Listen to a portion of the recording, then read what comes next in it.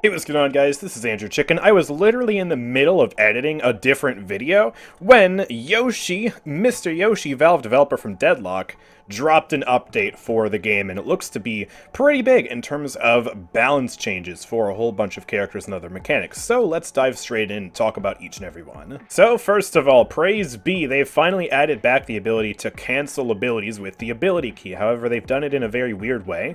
It's actually on the main page here. It's not by your keybinds. There's this option here called Allow Canceling Abilities with the Ability Key. So you can turn this on, and this will allow you to cancel abilities like, I don't know, Viscus's cube with the ability key rather than the dedicated keybind that you would normally see down here. So here's what this looks like. I pop into the cube, and then I can press the ability again to cancel it, or I do still have the option of pressing space, which is my dedicated bind. So there are now two ways to cancel your ability instead of one. I know a lot of people, including myself, were really bummed when they removed this feature back in an earlier update, and so I'm really glad to see the return, even if it is a little strange how they've done it. Alright, now let's talk about soul orbs. They've done a number of changes to soul orbs, seemingly with the purpose of making them easier to secure. So first of all, they have increased the delay range for soul orb spawning from a minimum of 0.2 seconds of delay up to a minimum of 0.4 seconds of delay, so it'll take just a little bit longer for that soul orb to appear. They've also increased the size of the soul orbs by 10%, so it should just be a little bit easier to actually hit those shots now. They have also increased the lag compensation buffer from 120 milliseconds to 140 milliseconds, so this should obviously help if you are delayed, you have lag. And they've also fixed various issues with timing-related bugs, and also they fixed issues with not being able to deny soul orbs with melee, so should be able to secure those now. Yep, there's one, there's two, so yeah, that was broken, and they fixed it. Alright, now here's a very controversial change. Just look. Where's the teleporter? Where's the teleporter? Yeah, they removed the teleporter on yellow and green lanes, so you are no longer able to teleport between these lanes. Now the only teleporters are in the subway, down in the underground. So that's going to shake things up very drastically. That is a huge change. It means that there's no longer fast travel between yellow and green, and so to get from yellow over to green, you're going to have to go the long way around using the zip line, or find some other fast means of traveling over there. The teleporter no longer exists. To compensate, they have increased sprint again by a further half a meter per second. So in a previous hotfix that I actually didn't cover, they did a minor sprint boost of half a meter per second to all heroes, and now they've added on to that even further. So you are going to be running faster, and this will obviously be kind of an indirect buff to characters that have percent-based movement speed buffs, like Calico with Ava, but yeah, no teleporter. That's huge. Lash minions, including myself, are going to cope, seethe, and mauled this update. They took away the sign for corner boosting, and on top of that, you just can't stand up here anymore. As a matter of fact, you can't even corner boost to get up there anymore. There's just no way to get on top of mid. They have removed the ability for the top of the mid arch to be occupied. So blue lane is a lot flatter now. And yeah, oh man, rest in peace. Guess my corner boosting guide is useless now. Okay, it's absolutely not. It's still very helpful for things like this, but, yeah. Oh, poor Lash mains. They've also done a bunch of other movement-based changes this update to make the movement system feel, hopefully, even better. So, first of all, they've changed wall jumps behavior slightly so that lateral velocity is now modified by WASD movement direction into/away from the wall. I'm still kind of struggling to notice a difference, but yeah, apparently that should be a little tighter now. You should be able to control your movements better, I guess. They have also made it so that mantle now requires pushing the WASD direction towards the ledge. So let's say I'm right up next to this wall. Normally, I would just mantle it like that if I jumped near this wall. But now I have to hold W for that. So I was holding W there, but if I stop holding W and just jump, yeah, I don't go over the wall anymore. So hopefully this should remove some of those awkward moments where you wanted to jump but not necessarily mantle over a ledge. They've also improved the camera positions when backed up against a wall, which you can kind of see here, so should be a bit easier to see what's going on. They have also changed how the zip lines work in a very interesting and somewhat subtle way. So they have now enabled it so that your movement direction can potentially override the direction you're looking when it comes to the direction you'll start traveling when you get on a zip line. So let me show you what I mean. Normally, if I'm just looking at the zip line in this direction, I will travel back towards base like this. That's all well and good. But if I'm holding S and I get on the zip line, then I will actually start traveling in the other direction, even though I was looking at the direction towards base. So this should allow you to hopefully have even tighter control over the zip line. Hopefully it doesn't mess you up. It might, so fair warning. But yeah, pretty cool zipline change. One last change is also towards these ropes over here. They have made it so that if you're holding space, you'll just continue to climb up the rope. So I was not holding W, I was just holding space, and I climbed up the rope nice and easy. I think this is a really nice quality of life change. In general, all these movement changes are going to make the movement system feel even better. They've also changed a few things regarding the soul urn. The urn... What the fuck? Ready to fly? They've also changed a few things about the soul urn, so they decreased the reveal time from 25 seconds down to 15 seconds, pretty huge, and they also increased the urn speed limit from 13 meters per second to 15 meters per second. And they also fixed Ivy, Viscous, and Magic Carpet moving faster than desired when picking up the soul urn. I'm pretty bad at this, but... Oh, yep, I got it, and you'll notice that Ivy is moving a little slower when she's flying this soul urn in now, so... This tech isn't as helpful, although I would say it is still pretty good to learn, I suppose. Now, one big map change that they didn't actually put in the patch notes is that they have moved the Curiosity Shop. If you come down here to the teleporter room, guess what? There's no secret shop. It's gone. And instead, they've moved it to a place that honestly looks a little cramped. And they have made the Curiosity Shop even more team-sided. So this Curiosity Shop is now over here, right next to the blue lane. It's almost on the same latitude as the other normal lane shop right over there. So this one's even easier to access for this team, and then the other Curiosity Shop is mirrored on the other side over there. So there's still this camp over here, it's just kind of been shifted out of the room. This shop looks so cramped in here. It's an interesting change, and we'll see how it plays out with the new map. Alright, now let's talk about some hero-specific balance changes. So up first, Calico. She finally has been hit by the Nerf hammer. I was wondering how she evaded that for so long. So let's go over the changes. Health growth per boon has been reduced from 41 to 34. So that's whenever you level up by getting souls like this. The health that she gets from these boons has been reduced. So you see it's only 34 there. So slightly less tanky.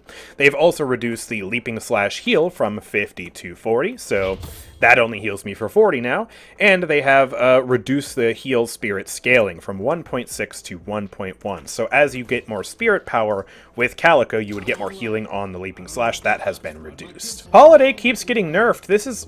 How many patches in a row has she been nerfed now? It's crazy. Good thing I don't play her, huh? So Powder Keg tier 2 bonus has been reduced from 100 to 80 damage, and I believe this got nerfed in a patch prior, so yeah, Powder Keg is really doing less damage now.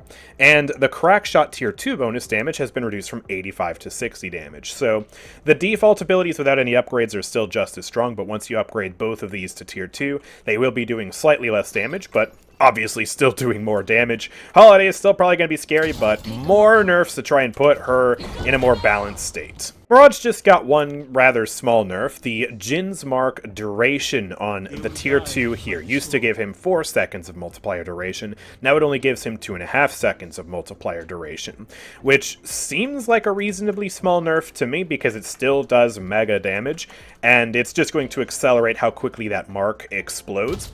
So I guess where this is really going to affect Mirage players is if, okay, I let the target get on my line of sight, and then I want to have an opportunity to still build up that multiplier, they're going to be able to cleanse that faster, and then I'm going to have to reapply the multipliers. So that's really where this is going to hurt Mirage, I think. 7 got an interesting nerf. The base health regen of this character has been lowered, cut in half. Yeah, that's kind of strange. So the base passive health regen he got used to be 3 health per second, now it's 1.5 health per second.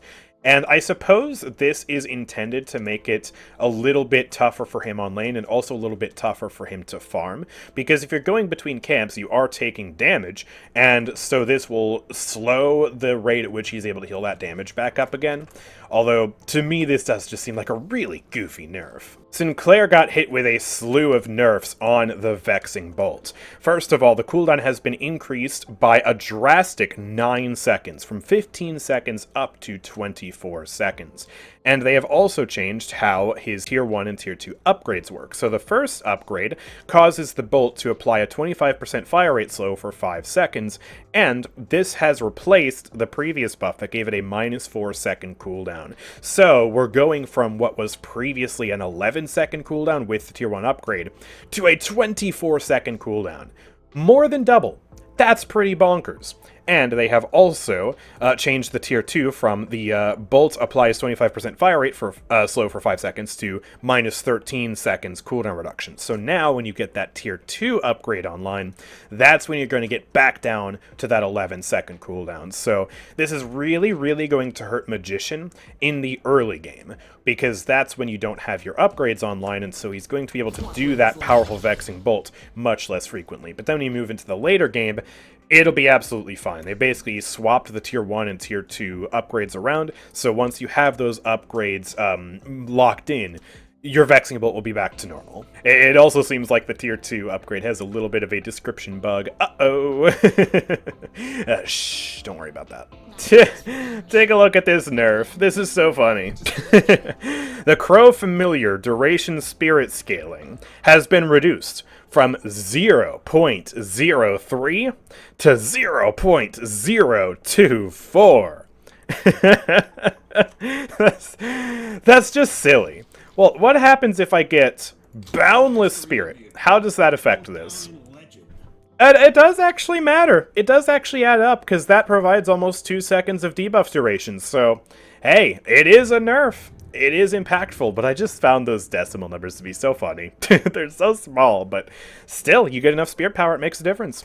And the Crow Familiar has also had its health drain reduced from 3% down to 2.3%. So this is arguably a much bigger nerf to it, because it, of course, applied a bleed based on the target's current health, and that is going to be much less powerful now, so Spirit Vindicta nerfed a little bit. Alright, finally, let's talk about some of the miscellaneous changes. So first of all, we have a nerf to Infuser. This has had both its Spirit Lifesteal and Spirit Power reduced. It went from 20% Spirit Lifesteal down to 15%, and the bonus Spirit got reduced from 16 to 13. This was a really powerful early game item, and so yeah, they're hitting it with the nerf hammer because a lot of people were running it, and they just felt it was a little bit too strong. Honestly, I think it kind of makes sense. And then we also have some other miscellaneous changes. So Soul Shredder Bullets was improperly not getting diminished by other sources of Spirit Lifesteal. So when you were stacking multiple sources of Lifesteal, you'd still get that plus 18%, and it was just really powerful. Because normally when you stack multiple sources of a buff, like damage reduction, those sources will diminish against each other. So this should now properly work with diminishing returns, and it is a nerf, but it's more so a bug fix. It'll still probably be a pretty good item. And they have also nerfed the upgraded version of this, Spellslinger Headshots. Apparently, it was providing more bonuses than intended. So a bug fix to both versions of the item that will ultimately see the item become just a little bit weaker. And the reason we're on Abrams is because apparently shotgun characters in general were doing too much damage to Guardian. So you see we're doing about 36 to 37 damage to this guy right here when we hit all of the pellets like that. And now if we head on over to the Guardian, we are not going to be doing nearly as much damage. So now if we just hit all those pellets on the Guardian, we're doing a whopping 12 damage. Whoa, that's crazy. So, yeah, I guess that's a nerf to all shotgun characters. Unfortunate, I guess. And finally, they fixed an edge case scenario where a player could claim the rejuve, but still get parried, which was an interesting interaction. And they fixed just a couple things with Kelvin. There were some miscellaneous mispredictions during Ice Path movement, apparently. So that should be resolved, should feel better to use. And also, the Ice Path was a little too sticky for allies walking up it, apparently. So that has also been fixed. Ice Path should generally just feel a little better to use this patch. And that is going to do it for today's video. So let me know what you think about the new Deadlock update in the comments section down below. Do you agree with the changes, or do you think the Deadlock devs are going in the wrong direction with this update? I know I, for one, am excited for those movement changes. Those seem pretty good, although as a Lash main, I'm definitely a little devastated. So, yeah. But at least Viscous is still here, right? I love Viscous, so yeah. Like this video if you enjoyed, subscribe if you're new around here because I'm making Deadlock content daily, and I will see you guys next time. Peace out.